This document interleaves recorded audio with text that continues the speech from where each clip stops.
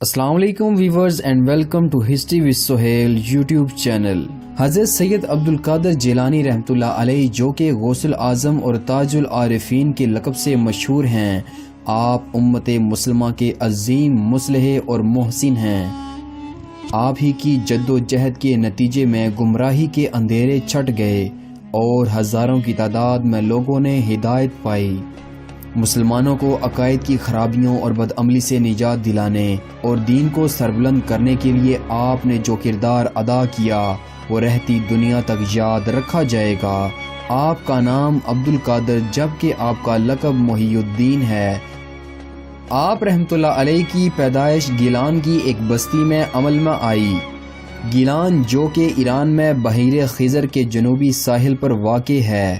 حضرت شیخ عبد القادر جیلانی نے اس دور میں اس دنیا میں قدم رکھا جب یورپ کی عیسائی حکومتیں مسلمانوں کے اقتدار کو ختم کرنے کے درپے تھیں۔ خود مسلمانوں کا یہ حال تھا کہ دین میں نئی باتوں کو رواج دینے کا چلن عام تھا اور بے یقینی اور بدعملی نے انہیں اپنے مضبوط شکنجے میں جگڑ لیا تھا۔ جب مشیت الہی نے یہ ارادہ کیا کہ مسلمانوں کو ان کا بھولا ہوا سبق یاد دلانے اور انہیں فکری اور عملی اعتبار سے ایک بار پھر بلندیوں پر فائز کیا جائے، تو اس سلسلے میں قدرت نے تاج العارفین حضرت شیخ عبد القادر جیلانی رحمۃ اللہ علیہ کی صورت میں امت مسلمہ کو ایک عظیم رہنما عطا فرمایا۔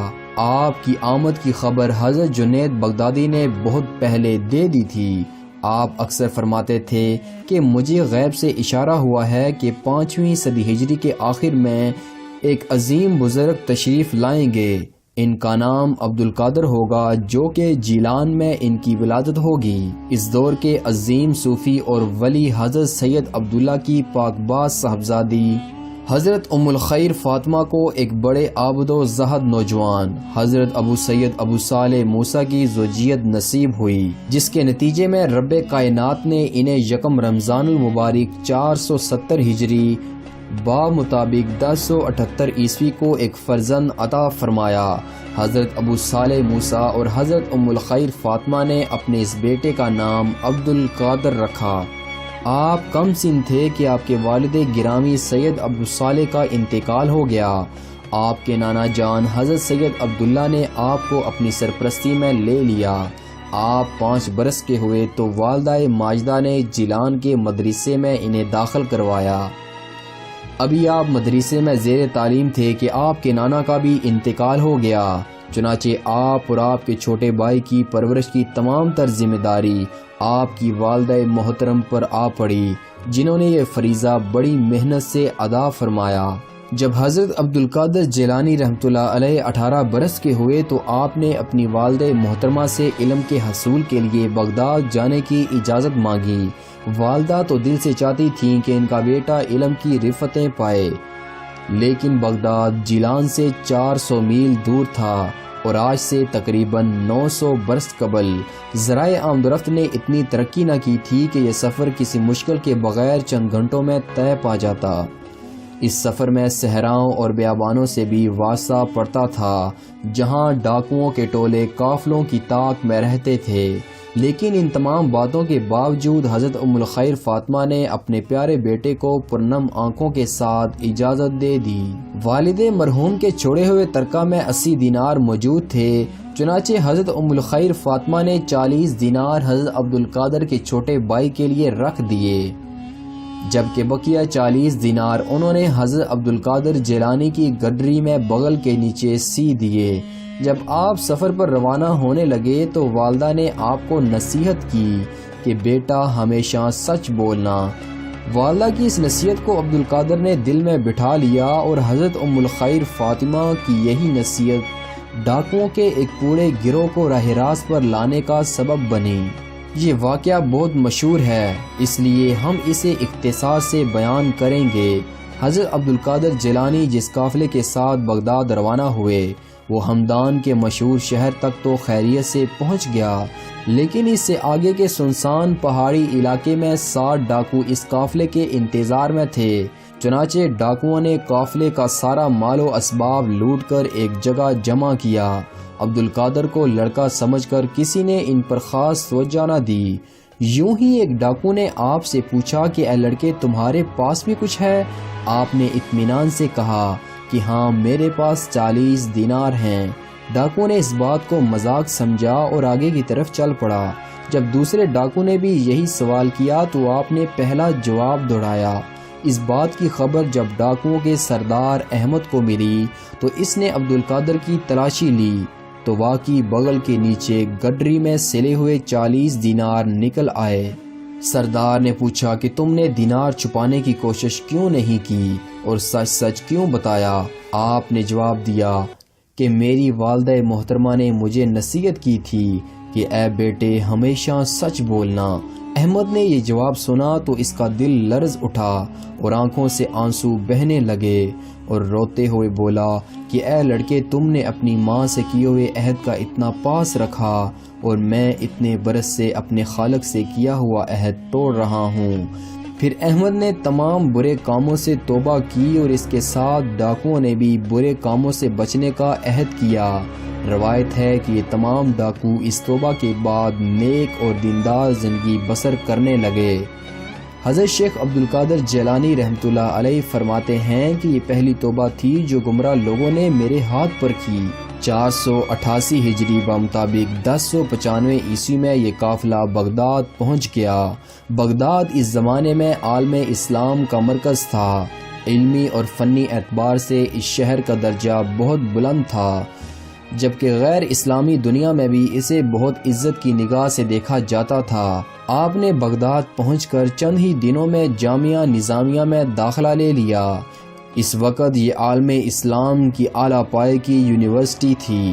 آپ نے اس دور کے متعدد علماء اکرام سے علم حاصل کیا۔ اس کے علاوہ آپ نے قرآن پاک حفظ کیا۔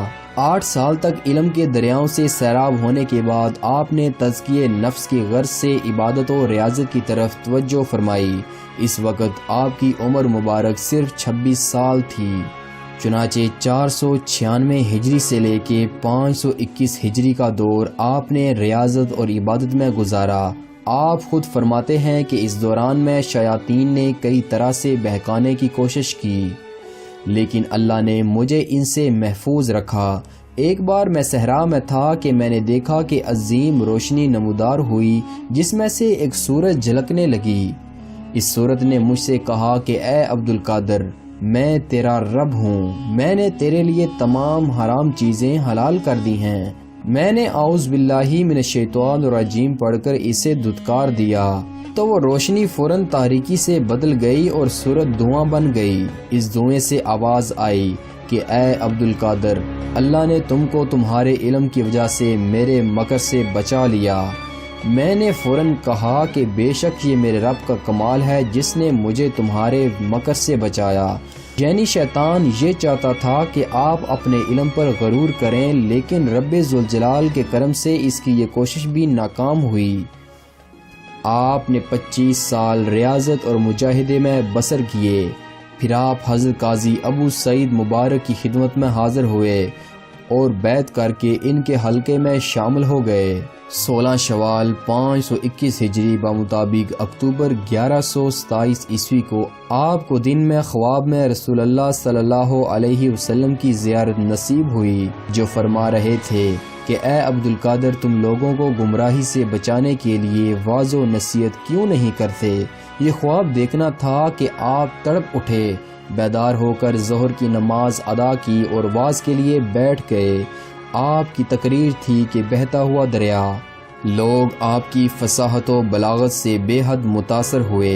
ابتدا میں آپ نے اپنے شیخ ابو سعید کے مدرسے میں درس کا سلسلہ شروع کیا۔ بہت جلد آپ کی شہرت دور دور تک پھیل گئی۔ آپ کے ارشادات سننے کے لیے ہزاروں افراد دور دور سے آتے تھے۔ آپ ہفتے میں 3 دن وعظ فرماتے تھے، جبکہ ان وعظوں کا سلسلہ پورے 40 سال تک جاری رہا۔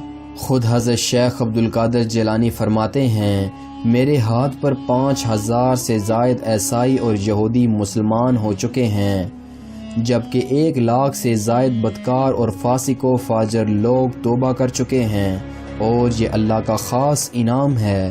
ایک بار خلیفہ نے ایک ایسے شخص کو بغداد کا قاضی بنایا جس کے ظلم کی وجہ سے لوگ اسے پسند نہ کرتے تھے۔ آپ کو علم ہوا تو آپ نے خلیفہ سے کہا، تم نے مسلمانوں پر ایک ایسے شخص کو حاکم بنایا ہے جو کہ ظالم ہے، تم اپنے خالق کو کیا جواب دو گے؟ یہ سن کر خلیفہ اس قدر روئے کہ داڑھی تر ہو گئی۔ انہوں نے اسی وقت قاضی کو ان کے عہدے سے ہٹا دیا۔ 521 ہجری میں جب آپ کی عمر مبارک 90 سال سے زائد ہو چکی تو آپ بیمار رہنے لگے۔ وصال سے کچھ دیر پہلے انہوں نے اپنے صاحبزادے شیخ عبد الوہاب کی خواہش پر انہیں کچھ نصیحتیں کیں، پھر غسل فرمایا اور نماز عشاء ادا کی، دیر تک سجدہ ریز رہے اور پوری امت مسلمہ کے لیے دعائیں مانگتے رہے اور فرماتے رہے کہ اے اللہ، محمد صلی اللہ علیہ وسلم کی امت کو بخش دے، اے اللہ، محمد صلی اللہ علیہ وسلم کی امت پر رحم فرما۔ پھر اپنے بستر پر لیٹ گئے اور چند کلمات ارشاد فرما کر آپ کی زبان مبارک سے 3 مرتبہ اللہ کا نام نکلا، پھر آپ کی آواز پست ہو گئی اور یوں 10 ربیع الاخر 521 ہجری بمطابق 13 فروری 1166 عیسوی کو سفر آخرت پر روانہ ہوئے۔ آپ کے وصال کی خبر پھیلی تو لوگ روتے ہوئے بےتابی کے ساتھ آپ کی قیام گاہ کی طرف دوڑے۔ آپ کے جنازے اور تدفین میں ہزاروں لوگ شریک ہوئے۔ آپ کو بغداد میں سپرد خاک کیا گیا۔ بعد ازاں 941 ہجری بمطابق 1535 عیسوی میں عثمانی فرمانروا سلطان سلیمان اول نے آپ کے مزار پر خوبصورت گنبد تعمیر کروایا۔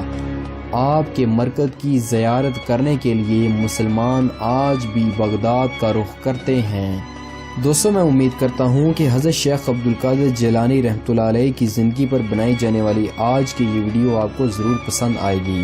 اس ویڈیو کو اپنے دوستوں کے ساتھ واٹس ایپ اور فیس بک پر لازمی شیئر کریں اور ہمیں اپنی قیمتی آراء سے بھی ضرور نیچے کومنٹس میں آگاہ کریں۔ آپ سے ملاقات ہوگی انشاءاللہ اگلی ویڈیو میں، تب تک کے لیے اجازت دیجیے۔ اللہ حافظ و ناصر۔